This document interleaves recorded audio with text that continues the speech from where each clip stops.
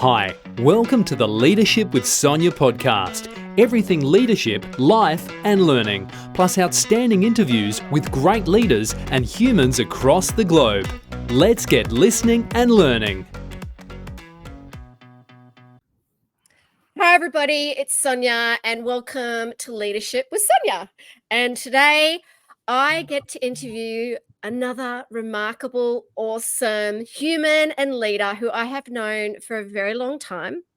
Now, Shannan, we were talking offline about leadership and the leadership awards and Bianca Dye, and Shannan is the CPO at the Australian Digital Health Agency, and they are also finalists in our Outstanding Leadership Awards. I've known Shannan for many, many years.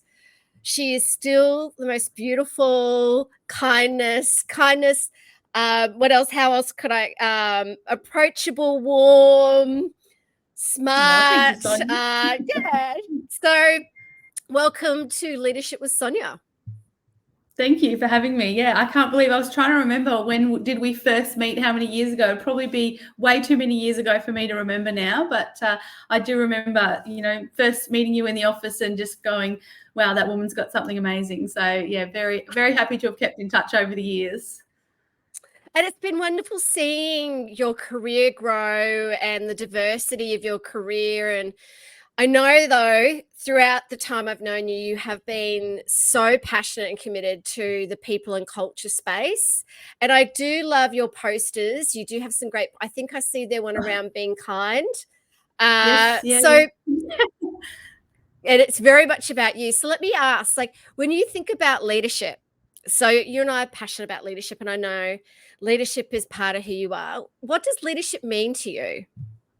Yeah, thanks. I really think for me, leadership has a few different aspects, but one of them is very much around how are you going to be true to yourself, and how do you know yourself to be able to not only lead others through the challenges of working in teams and big organizations and small organizations, but also how are you going to lean into your values to be able to demonstrate every day, what are you doing? Why is it important to you? And, leadership has a lot of aspects to it. That means sometimes you've got to make decisions that are really hard, that impact people in ways that they might not always want them to impact, but it's how you work with them and develop the skills of those people working with you and making good decisions for your organization. So I've probably learned enough about leadership from the people I don't want to follow, as well as the ones that I do want to follow.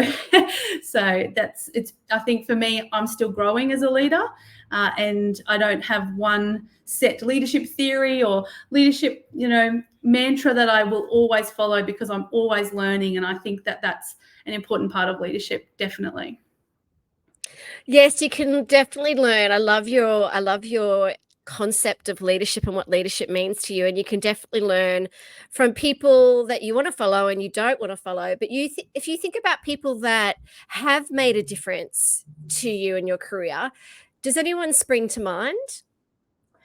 Yeah, I mean, I've been really lucky to work with some amazing leaders. So I had a chief human resources officer who I worked for at Brisbane City Council, who really did take me under his wing and show me what it meant to work in HR. So I didn't start my career as a human resources professional. I was a sports scientist. I worked in a gym. And I think the conversation that he had way back when was, well, what are you going to be when you grow up? And at that point, I was very excited to work in a gym forever, which, absolutely nothing wrong with doing that, and was very happy to do it. But he just opened my eyes to what else I could do and what else the opportunities were in an industry and in a profession that I really didn't know anything about at that time. And so he allowed me to learn. And having someone who's your sponsor, who helps you grow as a person and as a professional, that's a leadership trait that I've really wanted to bring with me along. So I try to do that with my team members, and, giving them exposure to things and bringing them along to things and helping them grow is a core part of what I do as a leader. So, wow, that's really interesting, because I remember when I was at school, I wanted to be a teacher, and all my teachers had said to me, don't be a teacher. And I was thinking, that's a bit weird. Like, what? Why are you my teacher? I thought you were supposed to. And I never thought about a career in human resources, because that's how I started in my career in HR. I would love to know your story. Like, I didn't know about the sports science background. Oh, wow. That is amazing. I didn't know about that. So tell me a little bit about your story. I'd love to know a little more about your story. Share a little bit more about some of these interesting and wonderful things. Yeah, amazing. Well, it's definitely not a normal pathway, I don't think, into the world of human resources. So I had a very sort of bumpy high school experience. I was really, really sick and in year 10. And so I didn't finish high school. So about halfway through year 10, I was in hospital for the majority of the year and just was too sick to go to school, lots of treatments, lots of surgeries. So I left school. And so my dream at that point was to be a phys ed teacher or a physiotherapist or something sport sort of related. And so I figured out, well, how am I still going to do that? I'm really goal driven. And for me, even as a 15-year-old, I was still stuck on, well, how am I going to get to where I have planned to go? Because that's all I wanted. That's all I knew. So instead of going back to high school, I joined TAFE and did a diploma of fitness, which I thought, awesome, I'll get paid to exercise. This is the best job in the world. And so that turned into getting into university to do my human movements degree. So I got into uni the same time that I would have if I'd done a normal pathway through high school. So I'm a very big advocate for kids not needing to do the normal, traditional pathway through high school to still get to where they want to go. So I could get into a science degree and do that degree first up straight out when I was 17, which was incredible, and was on that pathway to do that.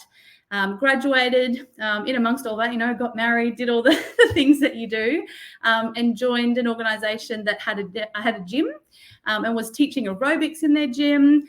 I had done some full-time work. I'd worked with TAFE and was a teacher for the Australian Rugby League.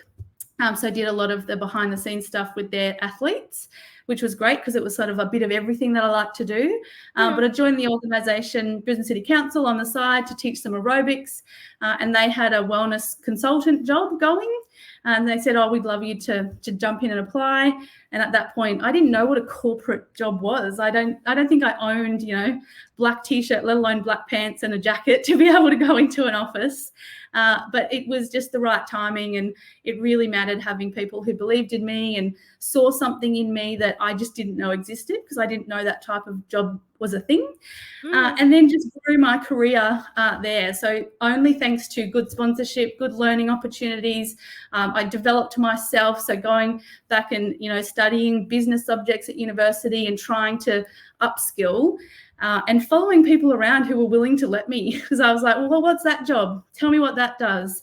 And it was a really eye-opening experience of going, well, what else could I do with my career? And that just turned into more leadership positions in that agency, and then sort of spread my wings to go into then state and federal government into HR roles. So very much learnt that it was put your hand up, give things a go, but also develop yourself. So if you don't, no one's going to give it to you. You've got to figure it out and learn. But I definitely learned that there's not one way. There's a pathway that you can choose, and you've got to make the most of that to be able to sort of step into the things that you're passionate about. And I just didn't know what HR was, so I didn't know I could be passionate about it. But I learned that, and now I wouldn't do anything else. Wow. And I can see what I'm hearing from you as well, that curiosity was one of your superpowers. You were curious about, Very, very curious about things. I'm very much why does it have to work that way? Or what happens if you do this? So it's probably the scientist in me trying to figure out how things work. Yeah, but it's a definite superpower. I like that term. And also, I read that, which is also something that you and I are passionate. You're doing a neuroscience. Are you doing a master's in? Yeah, doing my master's in neuroscience at the moment. So really curious about the intersection of, how the human body works. And so that's all part of, the brain and the central nervous system and how things all connect. And then combining that with how do leaders make decisions? How do people demonstrate good leadership behaviours based on the wirings in their brain. So we've learned a lot about the brain in the last few years in regards to neuroplasticity and, just general exceptions to learning that we didn't think existed many, many moons ago. So for me, the curiosity continues in, well, what don't I know and how can I apply that in the workplace, mostly to leadership performance and productivity. They're my current sort of passion areas. Oh, I'd love to. We should jump on another discussion, and I'm going to pick your brain about all that, because I know so many people that watch and listen to my leadership podcast and lives are always interested in the neuroscience space. So we'll definitely explore that a little bit more as well. So it sounds like everything's kind of coming together for you in terms of like where you started and now where you are today. Learning more about that science space, and it is amazing, the neuroscience space. So I'm just so proud of where you've got to today. And for you, like, what do you think makes a great leader today? I definitely think knowing who you are and why you are is really important. So I think, especially in the public service, there's a real element to leaving the place better than when you found it. So for me, leadership is really about having a vision, figuring out, well, what's your contribution? I think as public servants, that's one of the key values that we hold dear, in that we can really make a difference to society, no matter what job we're in, no matter where we work in the agency. And as a corporate enabling function in the people space, I think for us, knowing that what we're doing is contributing to society is just critical to the work we do. And as a leadership tenant, I think it's even more critical to not only understand that in yourself, but know how you can describe that to other people so they can sort of either link into that, attach to that and go, actually, that's where I think, or that's different to where I think, and here's the path that I'm thinking and what my contribution is. So I think for me, there's an element to stewardship, which is a really important public service value. But I also think integrity is a key piece to leadership that I've seen people demonstrate just incredible integrity in the people space, especially because so much of it is behind the scenes and you don't always get to sort of know what all the back end looks like of a HR space, because a lot of it is steeped in privacy and steeped in that behind the scenes integrity. But knowing that you're doing the right thing when no one's looking is a really critical piece for me as a leader. And everything we've learnt about vulnerability over the past few years, thanks to Brene Brown, there's just so much of that I think we need to lean into as leaders, to think about.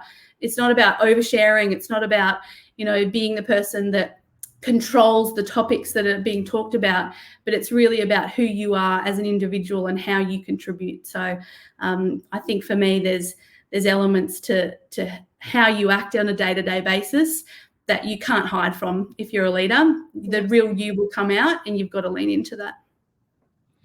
You definitely have to lean into that. And I'm curious around for you and your life, what's been either, and you can answer both, like what's been a time where maybe you've been vulnerable and it's made a difference in your career, and what's been one of your greatest learnings or lessons as a leader?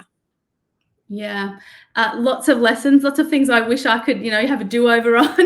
I think especially when I was first learning or first in a leadership position, I made a lot of assumptions around how people like to be managed, in that, not considering how they liked to learn or what was going on in their world outside of work that might impact their behaviour and the decisions that they make on a day-to-day basis in their workplace.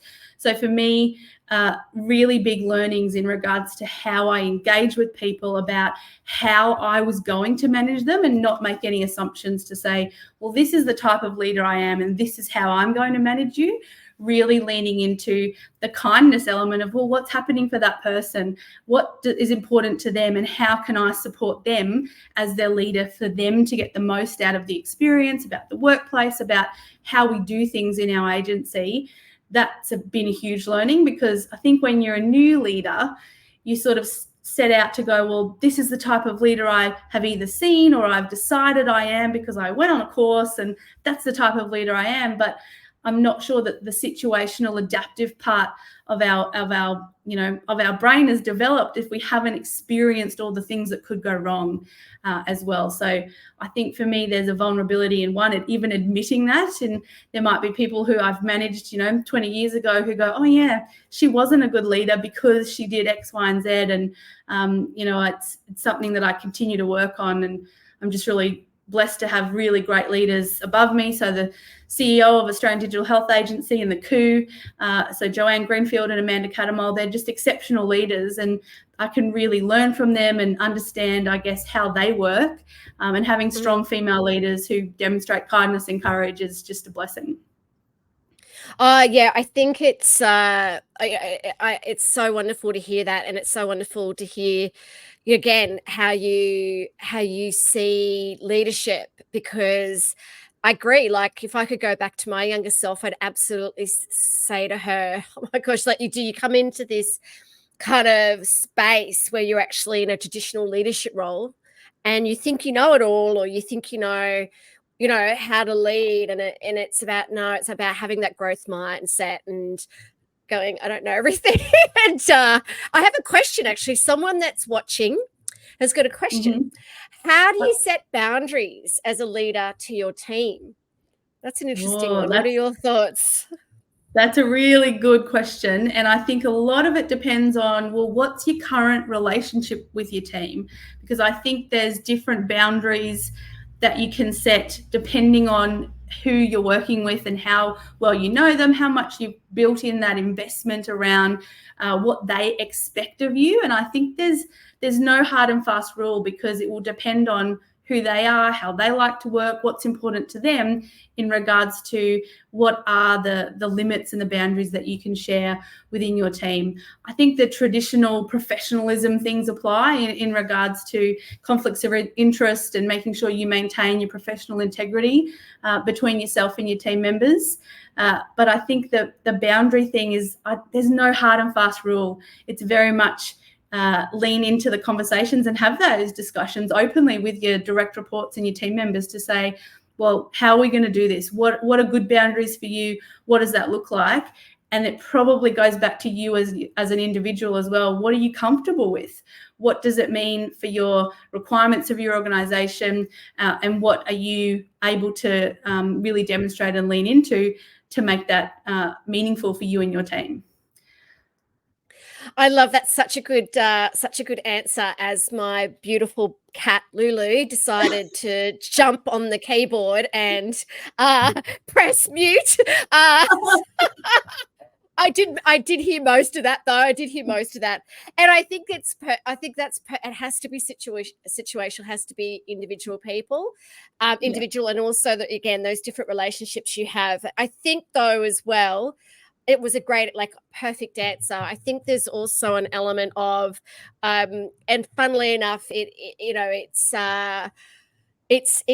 situational. I think if there is something, though, that you feel, even yourself as a leader, that you need to share and be vulnerable because it's going to impact your ability to be your best self, and that could be what's an example, which funnily enough, I just posted something today about it. My team approached me a couple of months ago and said, hey, you're not your normal self. And I thought, what do you mean? And then they were giving, and it took a lot of courage for them to give me feedback. And they're like, you're so positive all the time and you're so energetic, but you seem a bit irritable and you just seem to be a bit tired all the time. And I thought, and obviously it was the M word, menopause. And I thought, I better go to the doctors. And then and then I had to be really vulnerable and go, hey, thank you so much for actually giving me that feedback, but I actually need to let you know what's going on for me. So I might need your help because I'm going through these changes. I wasn't expecting these challenges because we're all very different. So I think that, again, you can still set strong boundaries, but I think there's also times where you need to kind of say, hey, this is what's going on for me. But also if there's something going on in your life, that we can help you. Again, that's servant leadership. If we can serve each other and help each other, because I think COVID has also made us more, it's not like work life anymore. It's kind of like life. Like it's like that we've kind of now so Cheryl's just right. I found it hard to open up. I had this experience that I wasn't respected as a leader because I opened up too much. Oh, that's why I asked. So, yeah, okay. All right. That's a really good point there. Look, It it's is really always hard. it is really hard. It's hard to kind of navigate that, isn't it? Just to kind of get that. And it does, I think over time, I think it's building that trust and those relationships and just getting a feeling for like, again, when you are sharing things, what are people's like, how people are responding and things like that. So really good question. So thank you so much. And Shannan's probably one of the best people to ask these questions because she's so good at this space. So let me ask you this, right? In terms of, again, if you could say something to our future generations of leaders, you know, those leaders that are going, okay, you know, if I needed to learn to be a leader or learn to be even a greater leader, what advice would you say to the future generations? Yeah. And I think this was always the thing I always wanted to know from other leaders when I was learning as well around give me all the inside tips and what does it look like. And I think there's some really good leadership, I guess, concepts and ideas that I would encourage people to lean into and find out more about, because then you can help understand, well, what type of leader can you be and do you want to be? And then you can develop skills in those areas. So for me, leadership, like I said before, it's a constant learning piece. So I'm really curious about finding out about what different types of leadership. Why does the brain act the way it does when certain things happen? So you can lean into the decisions you do or do not make. So the first thing I would definitely say is be curious about the type of leader that you want to be, and then experiment. So talking to your team openly about, hey, I'm going to try some new things. I've been thinking about my leadership style, and these are the things that I'm learning about, and this is what I would like to try with you. And it might be things around how you communicate. It might be how you plan your day around productivity. It might be how you engage with them around coaching and what type of questions you ask them and how you think about their career development. Or it might be how you position yourself in a meeting in regards to your role in that meeting and where you can lean into the types of leadership frames that exist. And so I think all of those pieces are about trying things and getting feedback. So that's the other piece, is don't be afraid to ask for feedback. I remember sitting in with a mentor, and he was really teaching me about feedback and how it worked. And I was terrified for him when one day we were in a meeting and his boss started giving him feedback, and I felt sick for him because the feedback, I thought it was quite harsh and direct, and there was no sugarcoating it whatsoever. There was no positivity. It was just straight down the line. And I was really awkward because he was letting me sit in to learn about what he was doing, and it was a shadowing opportunity. And afterwards, he thought that something was wrong with me because he must have seen my body language and I was probably looking for an escape. And he said, "What's wrong, Shan? What happened?" And I said, "Oh gosh," I said, "I'm really sorry." I said, "Did you want me to leave? Or, I'm really sorry if that was awkward for you." And he said, "Well, why would that have been awkward? That's just feedback." And I was sort of blown away by his one reaction and my reaction being so polar opposite. And as we walked through it further and learned more about why, that's the arrangement he had with his line manager. He didn't want any sugarcoating. He didn't want anything outside. He just wanted to know directly, tell me what I did, tell me what the change needs to be, give me that feedback directly straight away. And they had that relationship where that worked for them. Now, it was not something I would do. It's not something I would want to be put in that position, but it opened my eyes to going, well, if the arrangement between those two was agreed to, it worked for both of them, and that person was comfortable and learning and growing from it, that's the lesson, that they had set it up for success. They'd done the work on their relationship to be able to say what worked for them, and then he got the most out of it possible. So I think there's a lot of emotional intelligence in that. There's a lot of resilience in that, but also a lot of trust. So the other thing that I would say is you've got to work on who the people are around you and build trust with them. And that is going to make your job not only easier, but the investment that you will put into building trust with others will pay off. I've definitely learned that the hard way, that if I don't have the right team around me, and if I don't have people that I can trust working with me, for me, around me, it makes your job incredibly hard and challenging. And sometimes, to be honest, it's not going to work for you. If you don't have trusted people around you, things don't get done, you don't have a good time at work, and it makes life really, really difficult. So I think they're probably the main sort of tips. They're great tips. Look, trust is everything. Trust is and also being able to have those conversations with really good intent. When the intent is from a kind, good place, I think that is everything. So, that trust. And you know how you build trust? I'm a great one around kindness. I think that if you're kind, and people kind of say to me, yeah, but kindness is like a bit of a weakness. I'm like, no, it's not. You can still be clear and be kind. 100%. You know, it's a Brené Brown quote, but it is. It's like when you're unclear, you're unkind. When you're clear and you're kind. And if people know that you're doing it because you actually really care about them, I think it's really important. So, So what's next for you? You're doing your master's in neuroscience. What else is on the horizon for you?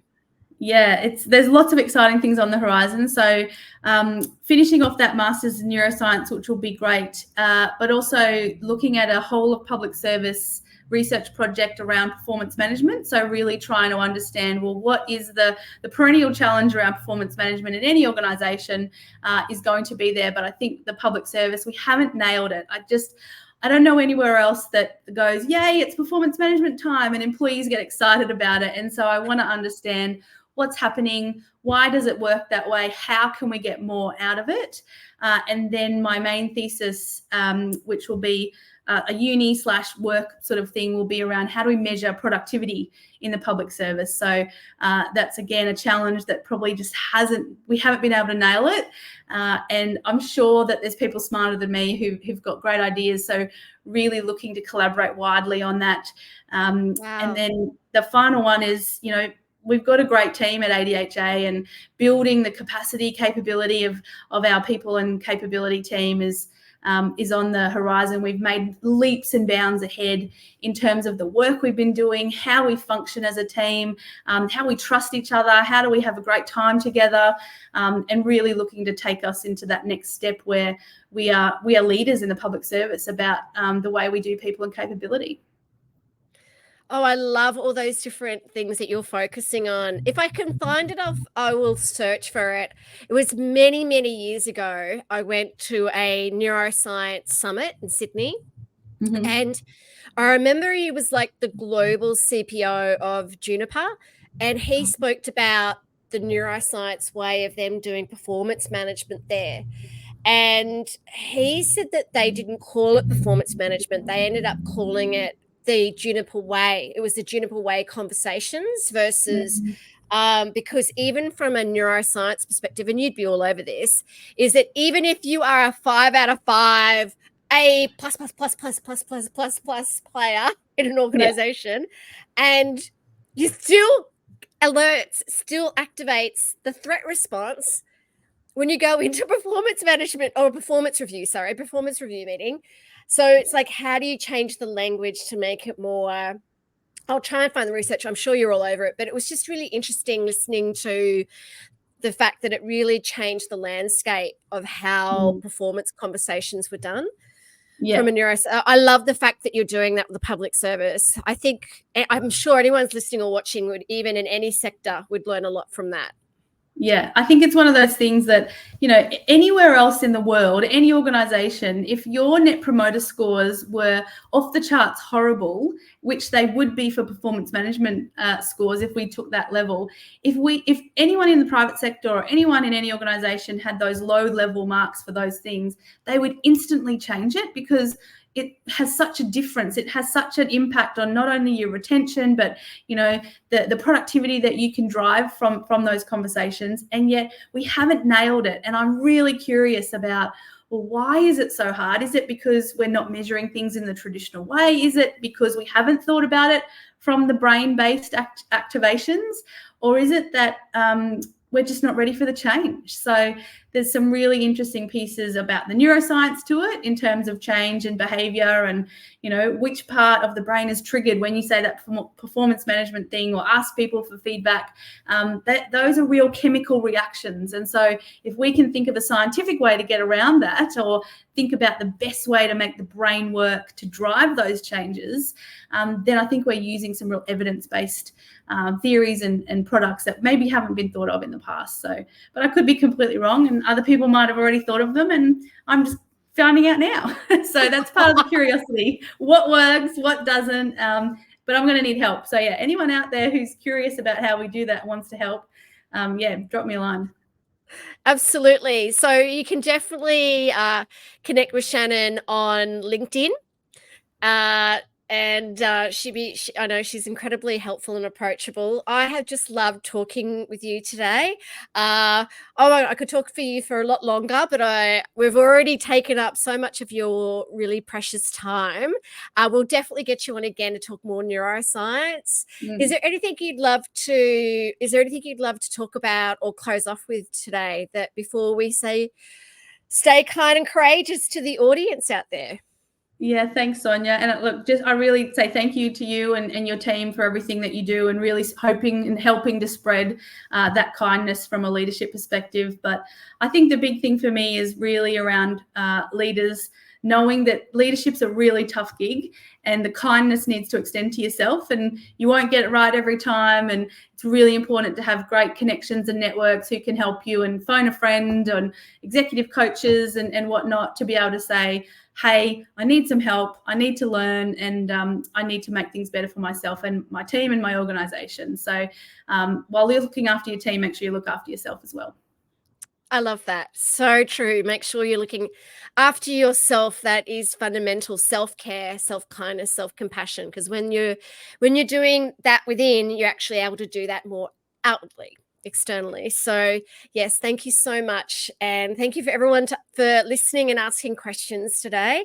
It was an honor to connect with you. And I will be reaching out to you to send you one of my books to say thank you. And please reach out to us at Leadership HQ, anything we can do to help you as well. I'll see if I can find that wonderful research.